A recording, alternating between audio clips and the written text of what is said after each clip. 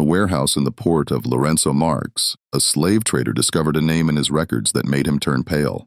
For 3 weeks, he had kept, fed, and finally sold as a simple prisoner of war, a man whose skin bore the ritual scars of the Zulu royal lineage. When he understood what he had done, it was already too late. The ship had set sail, and in the hills it was said that Zulu warriors were searching for their missing prince. If this story already intrigues you, subscribe to this channel and tell me in the comments which city you are listening from. Your support helps us continue to unearth these forgotten historical accounts. The story I am about to tell you is that of a man who believed he mastered his trade better than anyone, who thought he knew the value of every human being he bought and resold. A meticulous, organized man who kept precise records of every transaction. But in his arrogance, he had never imagined that one day, among the hundreds of anonymous faces passing through his hands, there would be someone whose disappearance could trigger a war, someone whose blood carried a weight that neither chains nor whips could erase. The Bay of Lourenço Marques on the east coast of Africa lived then in permanent tension. It was the mid-19th century, a time when European empires tightened their grip on the continent, where ancient Arab trade routes intersected with Portuguese, British, and Dutch ambitions. The official transatlantic slave trade was nearing its end in most Western nations. But here, in these warm waters where Arab dhows sailed alongside Portuguese caravels, the trade continued under other names: labor contracts, forced recruitment, deportation of prisoners of war. The words changed, but the reality remained. The region was a dangerous crossroads where culture, language, and conflicting interests intermingled. To the north, the powerful Zulu Empire consolidated its territory after the devastating African Wars. This period of upheaval had redrawn the political map of southern Africa. To the south, the British colonies of the Cape and Natal expanded inexorably. Between the two lay a gray zone where merchants, adventurers, deserters, and opportunists of all origins operated. It was in this context that Willem van der Berg had established his business. Of Dutch origin, he had left the Cape Colony 20 years earlier after a scandal no one spoke of anymore. He had settled in Lourenço Marques under Portuguese protection, obtaining the necessary licenses through generous bribes and connections with corrupt officials. His warehouse, a massive stone building near the port, served as a transit point for hundreds of captives each year. Van der Berg did not consider himself a slave trader. He saw himself as a businessman, a necessary intermediary in a changing world. He bought prisoners of war from local chiefs, insolvent debtors, convicts, and orphans. He resold them to sugar plantations in Mauritius, to diamond mines that were beginning to open inland, and to landowners in Brazil who circumvented abolition laws. He kept impeccable records, paid his taxes, and avoided political complications. In his mind, he was just a cog in a larger economic machine. The warehouse itself reflected this orderly and bureaucratic vision of horror. On the ground floor, a series of cells where captives awaited examination, evaluation, and sale. Upstairs were Van der Berg's offices with their carefully kept ledgers, contracts in several languages, and maritime charts indicating trade routes. In the inner courtyard, there was a forge where chains were made, a well, and a kitchen where corn and cassava porridge, the prisoner's sole daily meal, was prepared. Van der Berg employed about 15 people, mostly armed guards, Portuguese and African métis, hard men who asked no questions. A foreman named João Santos, a former soldier, managed daily operations with brutal efficiency. A scribe, a certain Raoul, assisted Van der Berg in keeping records, and a whole network of informants kept him abreast of purchasing opportunities, troop movements, and rumors circulating in the hinterland. Every Wednesday, Van der Berg organized an auction reserved for regular buyers, planters, ship captains, mining company agents. Transactions were conducted quickly, professionally, with handshakes and signatures at the bottom of legal documents. No one spoke of slaves. They spoke of contract laborers, African workforce, or deportees. The euphemisms allowed consciences to rest easy. The man who ran this business was methodical to the point of obsession. In his late 50s, his face weathered by the African sun, his graying hair pulled back, Van der Berg always wore impeccable clothes despite the heat: a white shirt, dark vests, canvas trousers. He did not drink, play cards, or frequent the port taverns. He lived alone in a modest house near the warehouse, dedicating every waking hour to his trade. But behind this facade of order and respectability, Vanderburg carried a quiet anxiety. He knew his activity depended on a fragile balance. Too much attention from the British authorities, and he could find himself accused of illegal trade. Too much violence towards captives and revolts could break out. Too much negligence in selecting his products, and his reputation could suffer. He walked a tightrope, and he knew it. It was this anxiety that drove him to be so meticulous in his procedures. Every new captive was medically examined to avoid introducing diseases into the warehouse. Every transaction was documented with a name, supposed origin, purchase price, and selling price. Vanderburg even kept approximate drawings of tribal marks or distinctive scars, in case questions arose later. This documentation, he thought, protected him. It proved that he operated by the rules, however sordid they might be. It was in early March 1847 that an unusual group arrived at the warehouse. Vanderburg was expecting them. He had been contacted 2 weeks earlier by an intermediary, a certain Ferreira, who had told him about an exceptional opportunity. A band of Portuguese and African slave hunters had captured a group of Zulu warriors during a raid near the natal border. 23 men, all young, all in excellent physical condition. Top-quality specimens who would sell for the best price. Vanderburg had agreed to the deal after negotiation. The price was high but justified. Zulu warriors had a reputation for strength and endurance. They would make excellent workers in plantations or mines. He had paid in advance as Ferreira demanded, and awaited the arrival of the human cargo. When the captives were brought into the warehouse courtyard, chained and exhausted by several days of forced march, Vanderburg examined them with his usual professional eye. They matched the description: young, muscular, bearing the typical scars and scarifications of Zulu warriors. Some had recent poorly treated wounds indicative of their violent capture. All displayed an expression of defiance and contained rage. Vanderburg particularly noticed one of them, taller than the others, in his 30s, with a presence that naturally drew attention. His body bore more elaborate ritual scars than those of his companions. Geometric patterns on his shoulders, parallel lines on his torso. His gaze was different too. No fear, not even visible anger, something deeper, colder, a kind of quiet certainty. "That one? Is he their chief?" Vanderburg asked Ferreira in Portuguese. The intermediary shrugged. "Perhaps a war captain. They called him something like Inkosi or Inkosi during transport, but they call all their superiors that. It means chief or lord in their language." Vanderburg nodded. The title did not concern him. In Zulu military structures, there were dozens of ranks and titles. Each regiment had its commanders. This warrior was probably one of their junior officers, nothing more.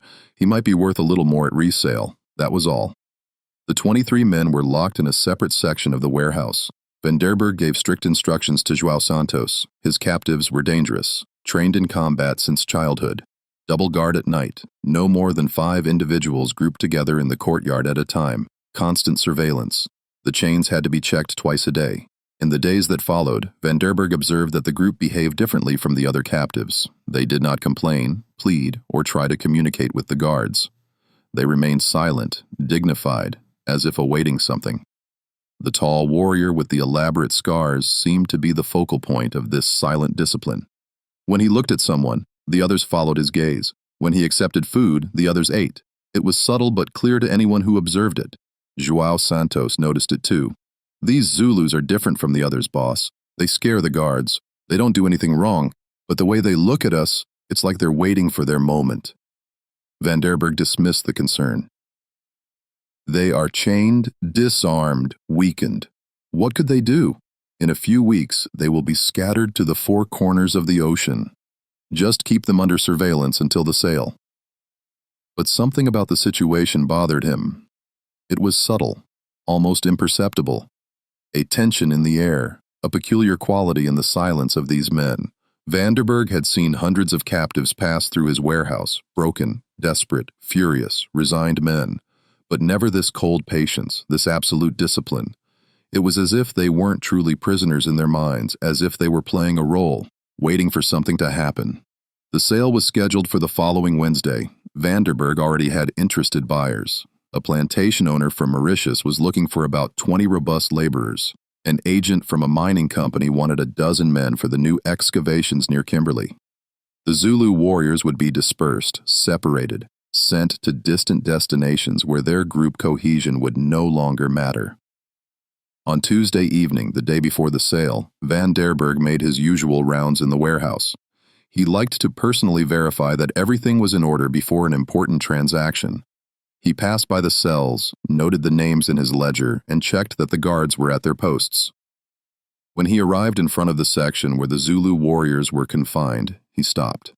The tall man with the elaborate scars stood by the bars despite the late hour. Their gazes met. The man spoke in a mix of Zulu and a few Portuguese words he must have learned during his captivity. "You sell, man. You do not know whom you sell." His voice was calm, with no apparent threat, but something in his tone sent a shiver down Van der Berg's spine. There was an absolute certainty in those words, like a prophecy. Van der Berg replied in Portuguese, knowing that the man probably wouldn't understand everything. "I know exactly what I am doing. You are prisoners of war. It is legal. Tomorrow you will have new masters, and this matter will be closed." The man continued to stare at him. Then he said something in Zulu, a long and complex sentence. Van der Berg understood nothing, but the tone was that of a formal declaration. Around the tall warrior, his companions had risen and stood motionless like silent witnesses to an important moment. Van der Berg turned on his heels, uneasy. He told himself it was ridiculous to be intimidated by a chained prisoner. But as he returned to his office, he couldn't help but feel a quiet unease. Something was wrong, but he didn't know what. That night, he struggled to sleep.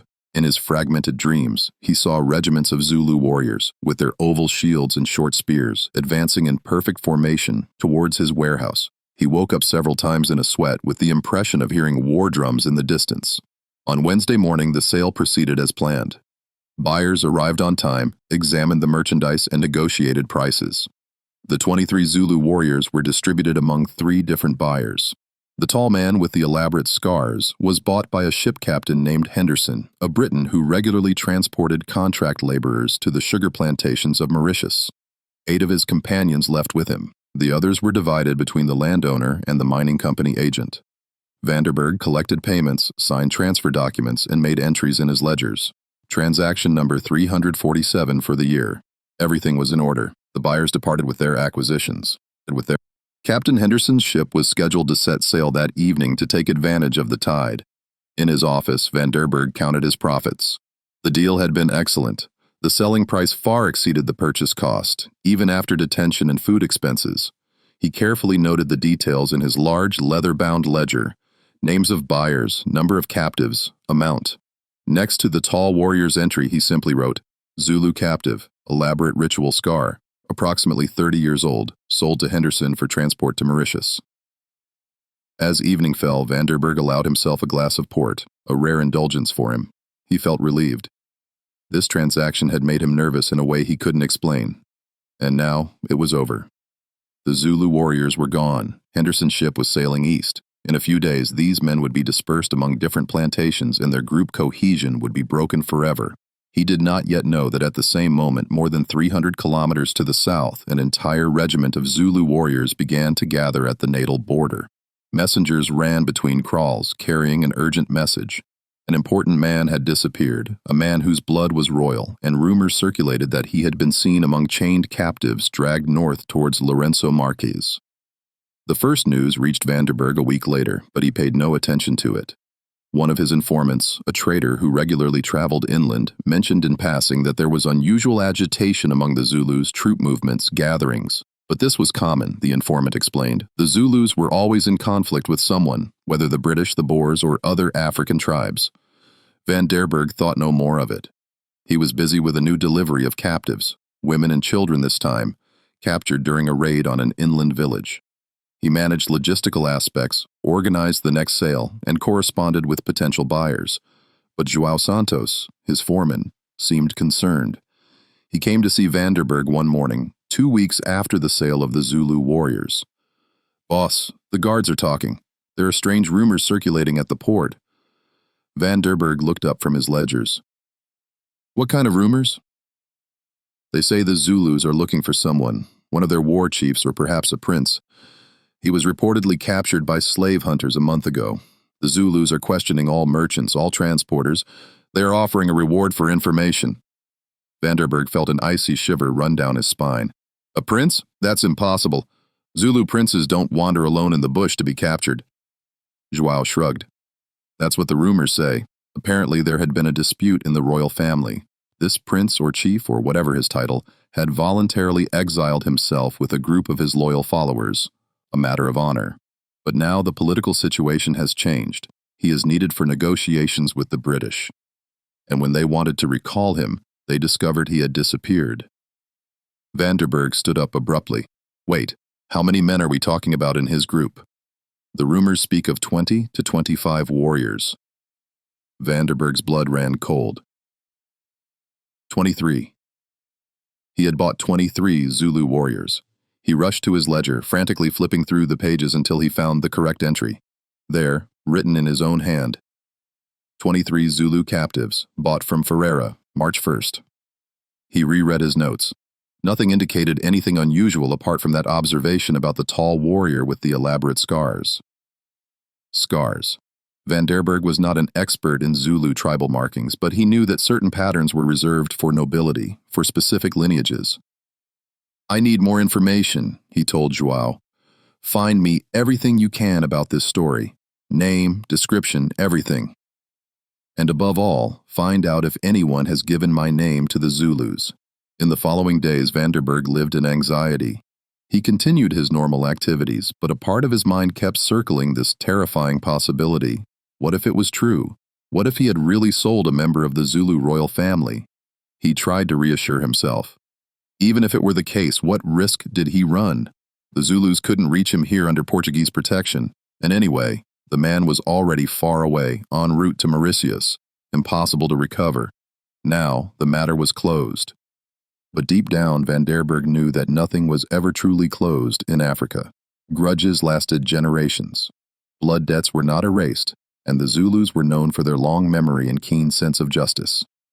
If this revelation sends shivers down your spine, feel free to like this video and tell me in the comments what you think will happen to Vanderberg. Joao returned a week later with more precise information. He had spoken to several sources, cross-referenced stories, and the portrait that emerged was chilling. The man Vanderberg had sold was named Makonda. He was a younger son of the previous Zulu king, a half-brother of the current king. He was not in direct line to the throne, but his blood was undeniably royal. A few years earlier, during a complex succession dispute, Makonda had chosen exile rather than participate in a fratricidal civil war. He had left with his loyal followers, about 20 elite warriors, and settled in a border region, living by hunting and occasional raids. But recently, the situation had changed. The British were intensifying their pressure on the Zulu kingdom. Delicate negotiations were underway. The current king needed all influential members of the royal family to present a united front against the Europeans. Emissaries had been sent to convince Makonda to return. When his emissaries arrived at Makonda's encampment, they found it empty. Traces of struggle, abandoned weapons, signs of a surprise attack. Following the trails, they had discovered witnesses in nearby villages. A group of slave hunters, probably Portuguese and African, had captured Makonda and his men in a night ambush. The captives had been dragged north. Since then, the Zulus had been searching. Warriors had been sent to follow the trail. Spies questioned merchants. A considerable reward had been offered, but the trail had been lost somewhere near the coast. "Boss," said Joao in a grave voice, "if it's really this prince you sold, we have a problem. A very big problem." Vanderberg remained silent for a long moment. Then he asked, "Ferreira, where is Ferreira?" "Disappeared. No one has seen him since the transaction. He left Lorenzo Marquez the day after the captives were delivered." Vanderberg cursed. Ferreira had known. He had known who his captives were, and that's why he had demanded immediate payment and then disappeared. He had passed the problem on to Vanderberg, and now it was he who would have to face the consequences. "And Henderson?" asked Vanderberg. "The captain who bought Makonda. His ship arrived in Mauritius 10 days ago. The captives were disembarked and sold at auction there. Makonda was bought by a plantation owner named De Sousa, a large estate in the north of the island." Van der Berg put his head in his hands. The situation was worse than he imagined. Makonda was not simply far away. He was on an island, on a plantation, probably under a false name, impossible to locate without thorough investigation. And even if someone found his trace, how could he be freed? The owner had legal documents proving his purchase.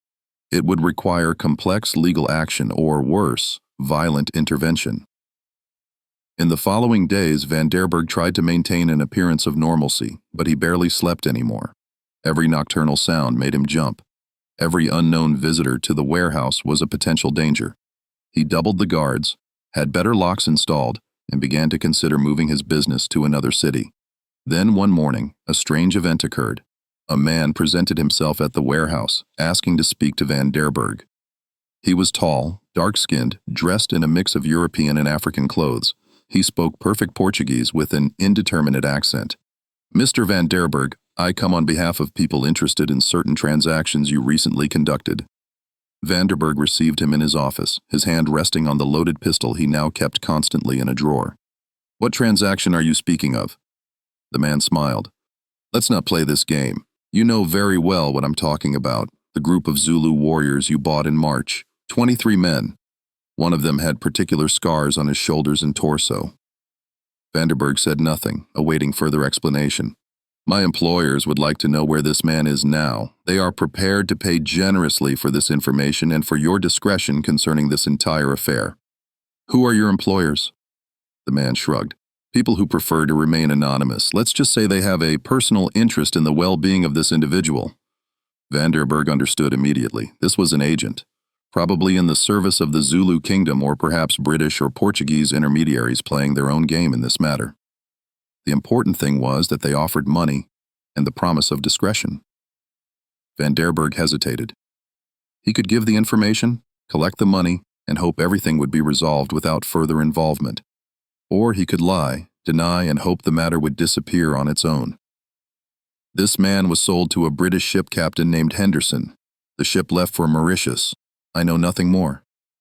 The agent nodded. "Mauritius, that's a start. Do you have any other details? A plantation name? A specific buyer?" Van der Berg shook his head. "Henderson resold his captives at auction in Mauritius. I have no way of knowing who bought them afterward." It was a lie. Van der Berg maintained regular contacts with several merchants in Mauritius. He could obtain the information if he wanted to, but something held him back from saying too much. The agent placed a heavy purse on the desk. "For your cooperation so far. If you learn anything else, let me know." He left an address, a warehouse near the port. After his departure, Van der Berg opened the purse. Gold, a lot of gold, more than he earned in a month of normal transactions. But this money tasted bitter. It was the price of his involvement in a matter that completely overwhelmed him. In the weeks that followed, Van der Berg tried to discreetly obtain more information about Makonda's fate. He wrote to contacts in Mauritius under commercial pretexts, asking seemingly innocent questions about the latest auctions, new arrivals of laborers. The answers he received chilled him. Yes, a batch of Zulu laborers had arrived on Henderson's ship in early April. They had been sold quickly because the Zulus had an excellent reputation. A tall man with distinctive scars had been bought by Armand de Souza, owner of one of the island's largest sugar plantations. De Souza had paid a high price for him, as the man seemed strong and healthy despite the journey. But there was something else. Several letters mentioned incidents on de Souza's plantation. Nothing very clear, but rumors circulated. One of the new Zulu laborers was causing problems, not open rebellion, but an attitude of defiance and influence on the other workers. De Souza had had to increase surveillance, separating certain captives to break alliances. Van der Berg understood that Makonda was not submitting. Even chained, even enslaved, he maintained his dignity, his natural authority. It was both admirable and terrifying. A man like that could not be broken by mere force. He had to be broken psychologically, spiritually, or else he would eventually create real problems. In July 1847, 4 months after the sale, Van der Berg received another visit. This time, it was not the mysterious agent, but a British officer in uniform accompanied by 2 soldiers. Major Thornton, responsible for relations with indigenous tribes for the colonial government of Natal, had very precise questions about a group of Zulu warriors who had passed through Van der Berg's warehouse. "We have reason to believe," said Thornton with professional coldness, "that an individual of considerable political importance was illegally captured and sold as a slave. This matter could have serious diplomatic repercussions. The Zulu kingdom is threatening retaliation if their prince is not found and released." Vanderberg felt sweat purl on his forehead. "Major, I run a legal business. I don't ask questions about the identity of my contract laborers. I receive war captives. I resell them. Everything is documented." Thornton fixed Vanderberg with a hard stare. "War captives. You use that term very easily. Tell me, did you verify that these men were truly legitimate prisoners of war, or did you simply close your eyes because it was profitable?" Vanderberg did not answer. Both knew the question was rhetorical. "Where is this man now?" Thornton asked. "In Mauritius, sold to a plantation owner named D'Souza." Thornton noted the information. "Documentary evidence?" Vanderberg took out his ledgers, showed the relevant entries. Date, name, amount. Everything was there, in black and white. Proof of his administrative culpability, but also of his adherence to bureaucratic procedures that legally protected him. "These documents will be seized as evidence," Thornton said, "and I strongly advise you, Mr. Vanderberg, to cooperate fully with any future inquiry. The British and Portuguese governments are taking this matter very seriously. If this Zulu prince dies in captivity, or if we cannot locate him quickly, the consequences could be severe for everyone." After the departure of the British, Vanderberg collapsed into his chair. The situation was completely spiraling out of his control. What had begun as a simple commercial transaction was transforming into an international diplomatic incident. The Zulus wanted their prince. The British wanted to avoid a war. The Portuguese wanted no problems with the British. And he, Vanderberg, was caught in the middle.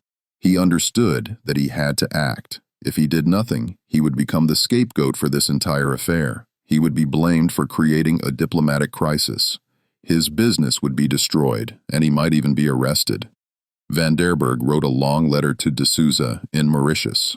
He explained the situation as delicately as possible. The man D'Souza had bought was not a simple laborer. He was a member of the Zulu royal family. His illegal detention was causing serious diplomatic tensions. Vanderberg implored D'Souza to release this man, to hand him over to the British authorities who would organize his repatriation. In exchange, Vanderberg offered to reimburse the purchase price plus generous compensation for the inconveniences caused. It was an enormous sum that would represent several months of profit, but Vanderberg was desperate. D'Souza's reply arrived 3 weeks later. It was brief and unambiguous. "Mr. Vanderberg, I paid a legal price for a legitimate laborer. I have proper documents proving my ownership.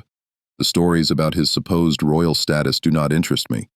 If the British or Zulu authorities want this man, let them pursue appropriate legal channels. In the meantime, he remains my property and works in my fields. Your offers of compensation are refused. Do not contact me again on this matter." Vanderberg read and reread this letter with a growing sense of despair. D'Souza did not understand, or refused to understand, the enormity of the problem. He clung to his legal rights without seeing the political storm that was brewing. In September, the news grew darker. Another of Vanderberg's informants, a merchant who regularly sailed between the African coast and the Indian Ocean islands, told him a disturbing story. There had been a serious incident at D'Souza's plantation. One evening, several laborers had attempted to escape. The escape had been brutally repressed. 3 men had been shot. The others, including the tall Zulu with the ritual scars, had been publicly flogged as a warning. But that wasn't all. After the floggings, while D'Souza thought he had restored order, something strange had happened. The Zulu, his back still bleeding from the whip lashes, had stood up and spoken, not in supplication or imprecation. He had spoken calmly in a mix of Zulu and approximate French he had learned. He had stated his name, Makanda ka Senzangakona, son of Senzangakona of the Zulu royal lineage. He had described his capture, his transport, his sale. He had named Vanderberg, and he had uttered what sounded like a curse or a prophecy. He who sells a king will die without peace. He who chains a prince will see his chains close upon himself. My people seek me. They will find me. And on that day, Every man who touched my freedom will pay the price of blood. De Souza, according to the merchant, had laughed at his words. He had called Maconda mad, a liar, an impostor. But several European witnesses present had been struck by the man's dignity and conviction. Some had begun to wonder, and, if it was true, letters had been sent to the colonial authorities in Mauritius. Discreet inquiries had begun, but colonial bureaucracies were slow, and de Souza had political connections that complicated matters. Van der Berg, hearing this account, felt the weight of guilt descend upon him. Maconda was suffering. He was flogged, humiliated, reduced to brutal labor in the sugarcane fields. And all this because Van der Berg had closed his eyes, chosen not to ask questions, preferred profit over prudence. For the first time in his life, Van der Berg wondered if what he was doing was truly justifiable. He had always told himself that he was merely an intermediary, only facilitating transactions that would have occurred anyway. But now, confronted with the concrete consequences of his actions, he could no longer hide behind his rationalizations. In October, a British warship docked in Lourenço Marques. Its commander, Captain Winslow, had direct orders from London.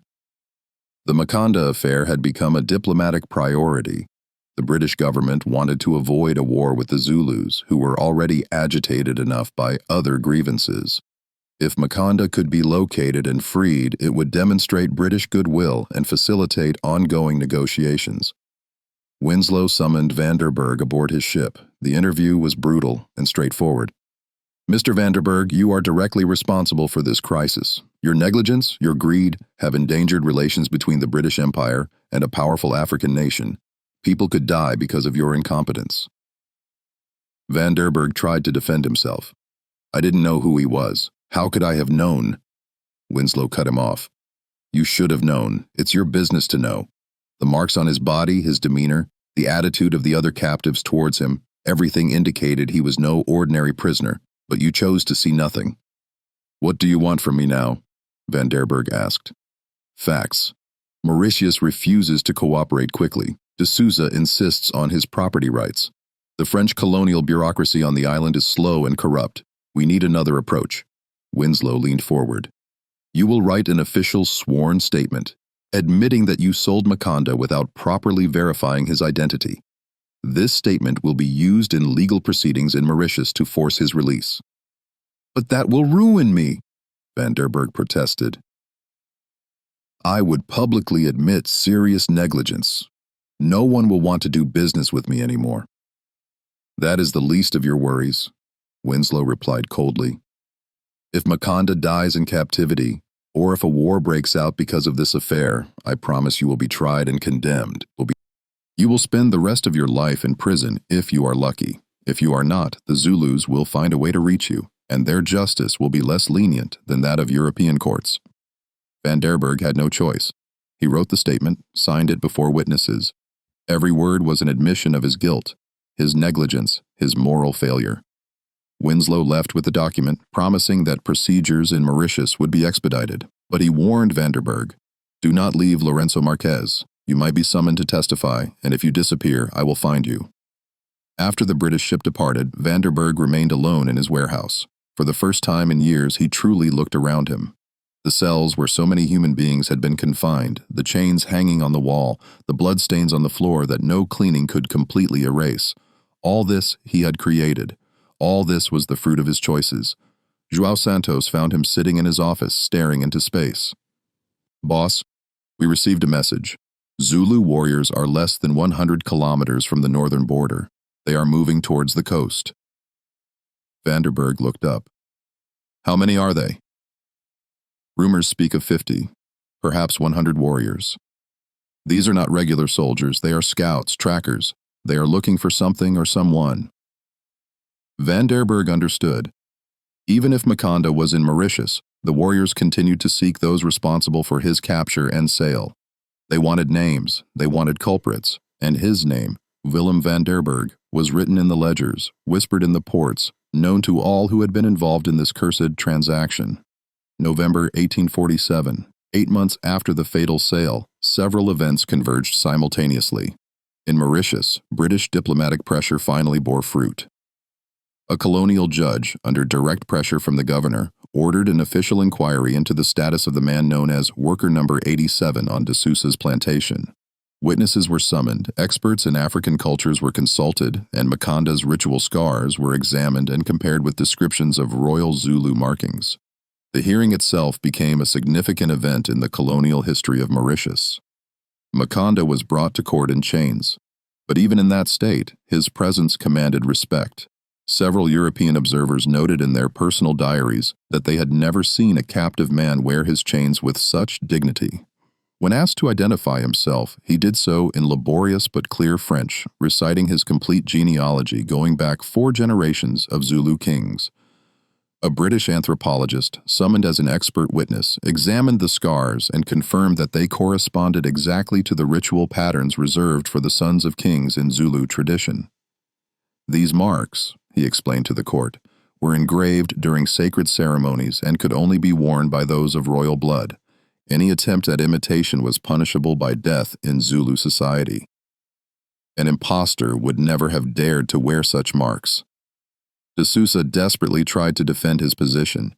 He produced his purchase documents, arguing that he had acted in good faith, that he had no way of knowing the man's real identity.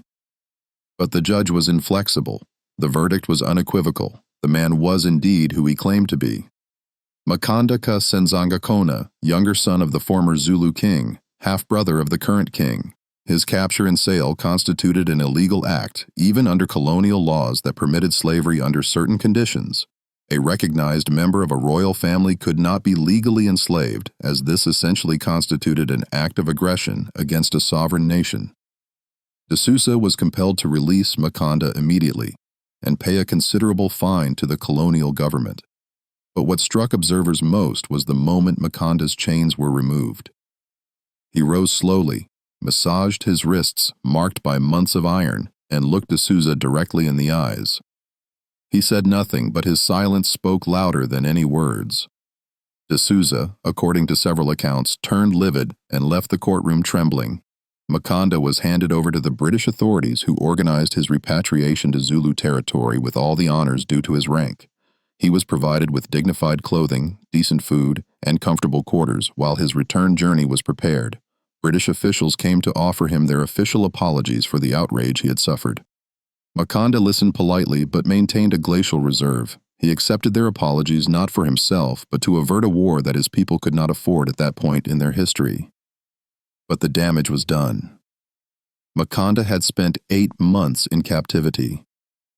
8 months where every day he had cut cane under the scorching sun, where every night he had slept chained on an earthen floor, where every week he had seen his companions die of exhaustion or disease. He had been chained, beaten, forced into brutal labor, treated as less than an animal. The physical scars would heal with time.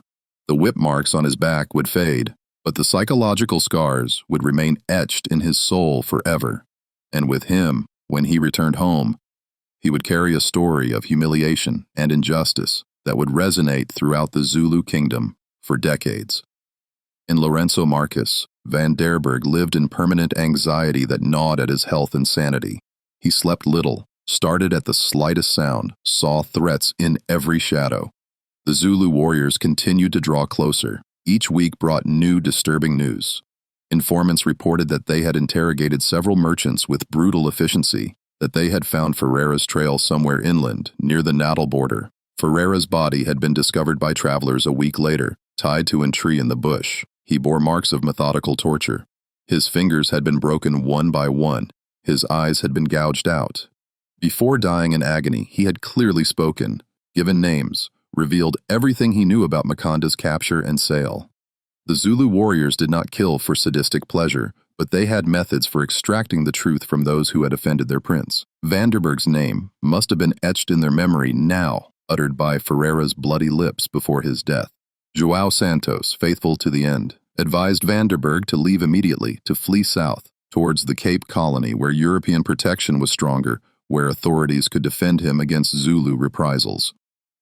But Van der Berg still hesitated, paralyzed by indecision. Fleeing would mean abandoning his business, his home, everything he had patiently built over 20 years. And where could he go where the reputation of what he had done wouldn't follow him? News traveled fast in the colonies. His name was already spoken in the drawing rooms of Cape Town in the port taverns, always with that same mixture of morbid fascination and moral disgust. He told himself he was safe here, protected by Portuguese authorities, guarded in his fortified warehouse. He told himself the Zulus wouldn't dare attack a European installation in a colonial city. But deep down, he knew it was self-delusion. The warriors who sought Makanda were not regular soldiers following official orders. They were men bound by blood and honor, ready to die to avenge their prince. Colonial borders and diplomatic protections meant nothing to them. The decision was made for him one mid-November night under a moonless sky. Van der Berg was awakened by noises in the street, first described in Portuguese, voices of Portuguese guards patrolling the port district, then gunshots, then a terrible silence, more frightening than any noise. He rushed to his window and saw flames rising from his warehouse, not an accidental fire, but a deliberate one, fueled at several points simultaneously to ensure total destruction. In the orange, dancing glow, he glimpsed silhouettes moving with perfect military coordination. Tall men, their skin glistening with sweat in the heat of the blaze, moving with deadly grace. Zulu warriors. Van der Berg felt his blood run cold. They had come. After months of patient tracking, they had finally found the place and the man they sought. He counted at least a dozen silhouettes, perhaps more, moving around the flaming warehouse like dancers performing an ancient ritual. He dressed in haste, with trembling hands, grabbed his loaded pistol and the purse of gold he always kept near his bed for emergencies, and slipped out into the night through the back door of his house. The air was thick with smoke and the acrid smell of burning wood.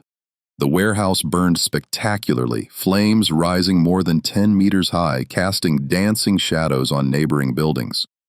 The guards he employed were all dead, killed efficiently and silently before any alarm could be raised. Their bodies lay in grotesque positions, throats slashed with a single, precise blow. Van der Berg recognized João Santos among the dead, his faithful foreman who had tried to protect him to the end. A wave of guilt overwhelmed him, but he had no time to linger. He ran towards the port, hoping to find a boat, any boat ready to leave immediately. His lungs burned. His heart beat so hard he thought it would explode. Behind him, he heard the warriors, who were not directly pursuing him yet, but were systematically destroying everything that bore his name, all the ledgers, all the documents that proved his existence and his trade. The port was half asleep at that hour. A few drunken sailors staggered on the docks. A Portuguese merchant ship was moored, apparently ready to set sail with the morning tide. Van der Berg ran towards the gangway. "I must leave now, tonight." The captain, a gruff man named Mendez, looked at him with suspicion. "We leave at dawn, not before. We are waiting for the tide." "I'll pay double, triple." Van der Berg pulled out his purse of gold, emptied it onto the deck. The coins rolled and clinked in the night. Mendez saw the glow of flames in the warehouse district, heard distant shouts, understood serious trouble. But the gold shone so brightly in the lantern light. "Come aboard, but we leave in an hour at the earliest. Impossible to navigate now. The port exit is too dangerous without light." Van der Berg boarded, hid in a cabin, his loaded pistol resting on his knees. The hour of waiting was the longest of his life. Every minute seemed an eternity. He heard the crew bustling on deck, urgently preparing for departure. He also heard, carried by the wind, the sounds of destruction continuing in his district. Finally, the ship began to move, slowly detaching from the quay. Van der Berg went up on deck, unable to remain confined any longer. In the first gray light of dawn, he turned to look at Lourenço Marques one last time. His warehouse was nothing more than a blackened skeleton, smoking beams collapsing upon themselves. His house, too, had been burned down, 20 years of work reduced to ash and ruin. But more than that, it was his entire life that was burning, his reputation, his identity, his sense of who he was. Everything was consumed in those flames. On the quay, he glimpsed a final image that would haunt him forever. A group of silhouettes stood motionless, watching the ship move away. Even at that distance, he could feel the weight of their gaze, the cold patience of their rage. They hadn't caught him that night, but their message was clear. They knew who he was, they knew where he was going, and their memory was long. The ship left the port as the sun rose on the horizon. Van der Berg remained on deck, watching Lourenço Marques disappear into the morning mist. He knew he would never return, and he also knew that no matter where he went, A part of him would always remain there, burning eternally in the flames of his own actions. Van der Berg reached the Cape Colony in December 1847. The journey had lasted 2 weeks. 2 weeks during which he had barely slept, starting at the slightest noise on the ship, convinced that somehow the Zulu warriors would find him even at sea. He disembarked a broken man, aged 10 years and a few months, his hair almost completely white, his hands trembling constantly. He first settled in a miserable boarding house in the Port District of Cape Town, under the false name of Willem Johnson, presenting himself as a former accountant who had fallen on hard times. He could not use his true letters of credit as they would bear his real name and reveal his identity. He lived off the gold he had managed to take with him, making it last by living Spartanly in a sordid room that smelled of mold and the sea. For the first few weeks, he barely left. He remained seated at his window, watching the street, looking for silhouettes that might be disguised Zulu warriors. Every tall, dark-skinned man made him panic. He jumped when there was a knock at his door. He slept with his pistol under his pillow and still had terrible nightmares. In his dreams, he saw Makonda standing in the flames of the warehouse, looking at him with that terrifying calm, repeating again and again, "He who sells a king will die without peace." But the past haunted him in more concrete ways too. He learned from newspapers circulating in the colonies that Makonda had been freed and repatriated with honor.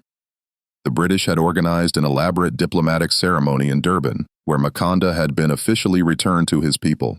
The British governor himself had offered public apologies. The newspapers described Makonda as dignified and reserved, accepting the apologies with the grace of a true prince. The incident had been officially closed, diplomatic relations preserved. But for Van der Berg, nothing was closed. The warriors who had burned his warehouse had not been sent by the king or by official authorities. They were Makonda's loyal followers, men who had sworn personal loyalty to him, acting on their own initiative to avenge their prince's honor. These men did not obey diplomatic treaties or political decisions. They followed an older, more absolute code, and these men had a memory that lasted generations. After a few months, when his gold began to run dangerously low, Van der Berg was forced to seek work. He found employment as an accountant in a small textile business, far from the world of traders and maritime affairs where his real name might have been recognized. He worked long hours for a meager salary, living in relative poverty that would have been unthinkable just months before. When he was a prosperous merchant, he moved several times over the following years, changing his name each time, going from Willem Janssen to Peter Decker to Hendrik Bosman. Each time he began to feel a little safer, began to believe that perhaps he had escaped his past, something would happen that rekindled his fear. Once he encountered a man in the street who resembled one of the guards who had worked for him in Lourenço Marques.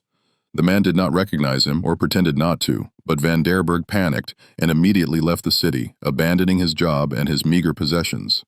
Another time, in a tavern, he overheard sailors discussing rumors that Zulu avengers were still tracking certain merchants involved in the captive prince's affair. The stories were probably exaggerated, embellished by alcohol and a love of sensationalism, but they were enough to terrify Van der Berg. He did not sleep for 3 nights, convinced that every nocturnal sound announced the arrival of his pursuers. He never resumed the slave trade. The very idea had, of course, become physically repulsive to him.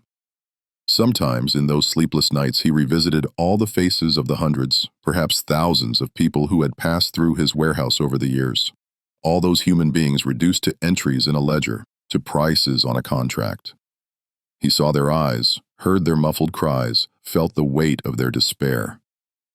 And among all those faces, Makonda's always stood out, calm and certain, looking at him with a silent judgment. He once tried to write a letter to Makonda, a pathetic attempt to apologize, to explain, to perhaps ask for forgiveness that he knew he didn't deserve. He spent hours drafting that letter, rewriting it again and again, searching for the right words. But ultimately, he tore it up and threw it into the fire. What could he say? How could one apologize for having enslaved a prince? Some actions were beyond any possible redemption. In 1853, 6 years after the events that had destroyed his life, Van der Berg lived in a small boarding house outside Cape Town, in a coastal village whose name he had already forgotten. He worked as a clerk for a local lawyer, a monotonous job that consisted of copying legal documents for hours. He was 60 years old, but looked 20 years older. His hair was completely white, his face deeply lined, his hands trembling constantly with a nervous tremor that no doctor could cure. Years of constant stress and anxiety had gnawed at his health. He suffered from frequent heart palpitations, chronic insomnia, and chest pains that sometimes left him gasping and unable to move. The doctors he consulted prescribed rest, fresh air, less worry. But how could he rest when every night brought the same nightmares? How could he stop worrying when he knew that somewhere men remembered what he had done? On November 23, 1853, exactly 6 years after the night his warehouse had burned, Van der Berg returned to his room after an exhausting day's work. He felt particularly tired that evening, a fatigue that seemed to come from his very bones. He prepared a meager dinner, tried to read a newspaper by candlelight, but the words danced before his eyes. He went to bed early, hoping for once to find peaceful sleep, but around midnight he was awakened by a noise in his room. Someone had opened his door despite the lock he always checked 3 times before going to bed. In the darkness, he made out a silhouette, a tall man moving with a silent grace that was terribly familiar to him. Van der Berg wanted to scream, to grab his pistol, but a strange paralysis had seized him. His heart beat so hard he thought it would explode in his chest. The man approached and lit the candle near the bed. In the trembling light, Van der Berg saw his face. It was Makonda. 6 years later, the Zulu prince stood in his room. He wore European travel clothes, but around his neck hung traditional Zulu bead necklaces. His face was more marked than before, deep wrinkles framing his mouth and eyes. But his eyes themselves had not changed, that same calm, patient, certain gaze. "You recognized me?" Makonda said in French, with an accent but clearly. "Good. I wanted you to know who I was." Van der Berg tried to speak, but no sound came from his throat. Makonda sat calmly on the room's single chair, as if making an ordinary social visit. "I was freed almost 6 years ago. I resumed my place among my people. I helped negotiate with the British to protect my kingdom against their ambitions. My life continued." He paused, his gaze never leaving Van der Berg's. "But I never forgot the 8 months I spent in the sugarcane fields, the lashings, the chains, the humiliation of seeing my people reduced to merchandise. And I never forgot your name, Willem van der Berg." Van der Berg finally found his voice, barely a whisper. I didn't know who you were." Makonda slowly shook his head.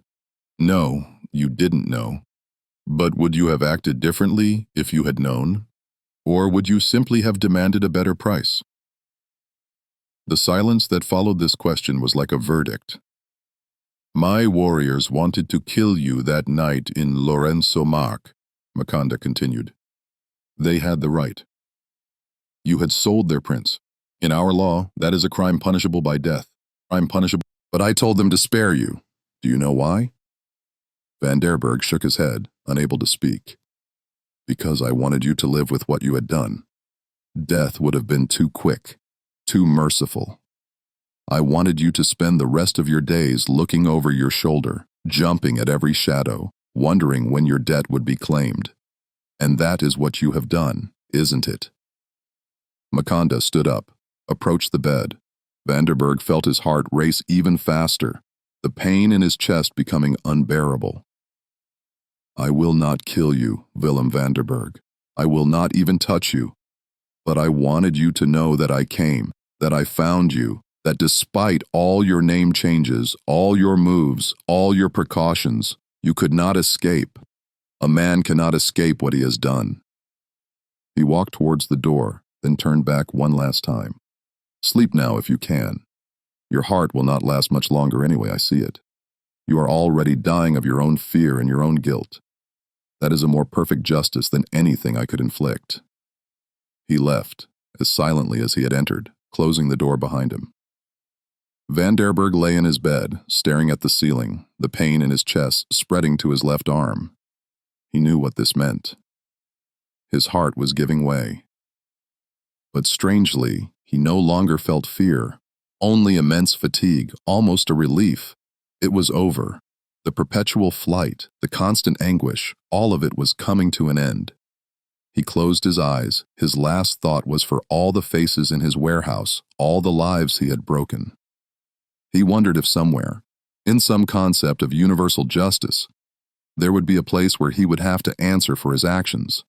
He almost hoped there would be one. The following morning, the boarding house owner found him dead in his bed. The doctor who examined the body noted in his report, heart failure probably caused by chronic nervous exhaustion and prolonged stress. The subject showed all signs of long-term pathological anxiety, but the owner, when questioned, mentioned something strange. The previous evening, she had seen a tall, dark-skinned, elegantly dressed man enter the boarding house. He had asked which room Mr. Bossman occupied. She had indicated it, assuming he was a friend or associate. The man had stayed for about an hour and then left without a word. The next morning, Mr. Bossman was dead. Was there a connection? The colonial authorities saw no reason to conduct a thorough investigation. An unimportant man, living under a false name, died of apparently natural causes. Nothing meriting particular attention in a colony where people died every day for 1,000 different reasons. His body was buried in an anonymous cemetery on the outskirts of the city under the name of Hendrik Bossman. No tombstone was placed, no ceremony was organized. A few work colleagues attended the funeral out of social obligation, but none wept. How could one mourn a man whom no one truly knew? The true Willem Vanderburg thus disappeared from history, taking with him his secrets and his guilt. The authorities never made the connection between the respectable merchant of Lourenço Marques and the solitary clerk who died in obscurity in Cape Town. As for Maconda, he returned to his kingdom and lived for another 23 years after his release. He became an important and respected advisor to his half-brother, the king, playing a crucial role in complex negotiations with British colonial powers during the turbulent years preceding the Anglo-Zulu Wars. His months in captivity had given him a unique understanding of the European mentality, their strength, but especially their weakness, their moral hypocrisy, and their internal divisions. This knowledge, paid for with so much suffering, served his people well in the decades that followed, but he never spoke publicly of his experience as a slave. It was a secret he guarded jealously, shared only with his most loyal warriors and a few close family members. He allowed rumors and legends to develop around this dark period of his life, knowing that sometimes mystery was more powerful than the full truth. Some said he had forgiven his captors, following the traditions of reconciliation and Ubuntu in his culture. Others whispered that he had personally hunted down every man involved in his capture and sale, executing a silent and methodical revenge that left no trace. The truth, as often in history, remained ambiguous, hidden behind layers of secrets and legends. But those who knew Maconda personally said that after his return, something in him had changed. A new hardness in his gaze when dealing with Europeans, a cold determination in his voice when speaking of protecting his people's independence. The humiliation he had suffered had not broken him. It had tempered him, like steel tempered in fire, making him stronger but also less flexible, less willing to compromise. Vanderburg's ledgers, those that had escaped the flames of his warehouse, were seized by British authorities during their initial investigation. They were deposited in colonial archives in London, where they still lie today in dusty boxes, rarely consulted. These documents constitute a detailed and chilling testimony of a trade that reduced human beings to lines in a general ledger, to prices and transaction dates. For historians who have studied them, they represent a rare window into the bureaucratic mechanisms of slavery, the administrative banality of evil. A British researcher in 1923, more than 70 years after the events, stumbled upon these records by chance during research on British colonial relations with the Zulu kingdom. He discovered the entry concerning Maconda, noted the transaction details, and began to reconstruct the complete story by cross-referencing the ledgers with other diplomatic documents and testimonies. His academic article, published in an obscure colonial history journal, was largely ignored at the time, but it planted a seed. Other historians decades later rediscovered this story and developed it. Some saw it as a simple commercial error with disproportionate consequences, an example of the risks of the slave trade, even for those who practiced it. Others saw it as a powerful symbol of colonial arrogance and its inevitable limits, a demonstration that even the most organized systems of oppression contain the seeds of their own destruction. A few, particularly among African historians, noted that this affair, although little known to the general public, may have influenced British colonial policies towards African kingdoms in subsequent decades, making them more cautious, more aware that not all Africans were passive victims, but political actors with whom negotiations had to be conducted with respect. But beyond historical analyses and academic debates, the story of Willem van der Berg and Makonda remains profoundly, painfully human. The story of a man who believed he could reduce other human beings to mere commodities, who thought that his bureaucratic organization and meticulous accounting would protect him from the moral consequences of his actions, and who discovered too late that some individuals carried a weight, a dignity, a power that could not be measured in gold coins or recorded in commercial ledgers.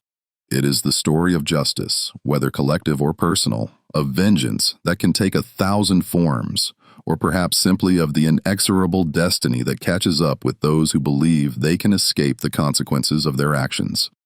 And it is the story of a prince who was chained but never broken, who survived the most complete humiliation and returned not only intact but strengthened to play a crucial role in the survival of his people in the face of relentless European colonial expansion.